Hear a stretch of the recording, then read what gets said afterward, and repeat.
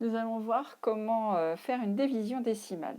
Donc je vous ai écrit deux divisions là, et déjà on va commencer par s'intéresser à celle de gauche. Donc on va diviser 75,8 par 4. Alors déjà je vais poser mon opération, donc je réécris mon 75,8 et alors attention, donc quand on fait une division décimale, eh bien la barre de la division on la décale.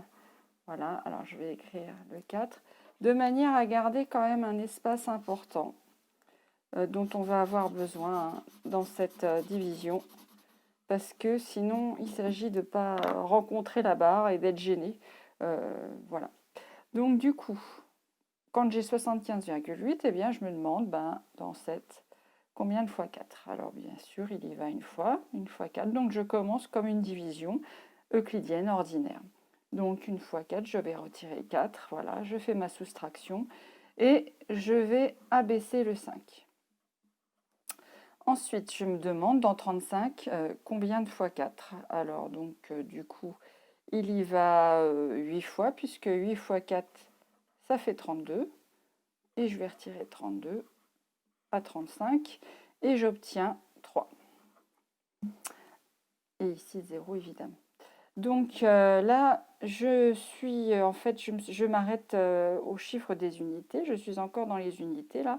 Et vous voyez que ici j'ai une virgule et ensuite je vais passer au chiffre des dixièmes. Alors, comme ce n'est plus 3 que je vais diviser par 4, mais en abaissant ce 8, ça va être 38 dixièmes que je vais diviser par 4. Et bien du coup, je vais dire que je vais passer du côté des dixièmes au niveau de mon quotient et indiquer la virgule. Voilà. Donc maintenant, je me demande dans 38, bien, combien de fois 4? Je continue ma division. Il y va 9 fois. 9 fois 4, ça fait 36, que je retire à 38. Et j'obtiens un 2.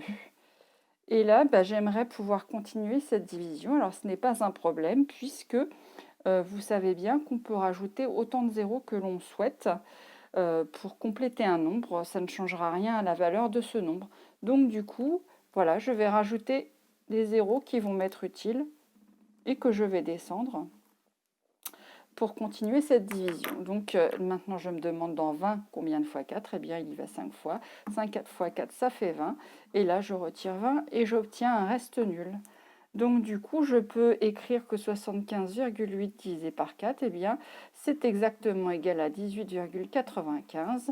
Et je peux également écrire les choses d'une autre manière, sous la forme d'un produit, c'est-à-dire que 75,8, eh bien, c'est égal à 4 multiplié par 18,95. Voilà.